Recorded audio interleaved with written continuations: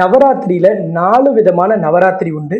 அதுல ஆடி மாசம் ஒரு நவராத்திரி வரும். அதே மாதிரி புரட்டாசி மாதம் ஒரு நவராத்திரி, தை மாதம் ஒரு நவராத்திரி, பங்குனி மாதம் ஒரு நவராத்திரி. அதுல அதிகப்படியான நபர்கள் கொண்டாடக்கூடியது புரட்டாசி அமாவாசைக்கு அடுத்த பிரதமை திதியில தொடங்கக்கூடிய சாரதா நவராத்திரி தான் சிறப்பாக இந்திய அளவுல கொண்டாடக்கூடியது.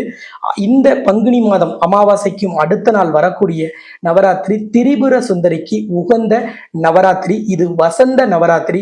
இது ஏப்ரல் மாதம் 9ஆம் தேதி தொடங்கி ஏப்ரல் 17 வரைக்கும் நடக்குது.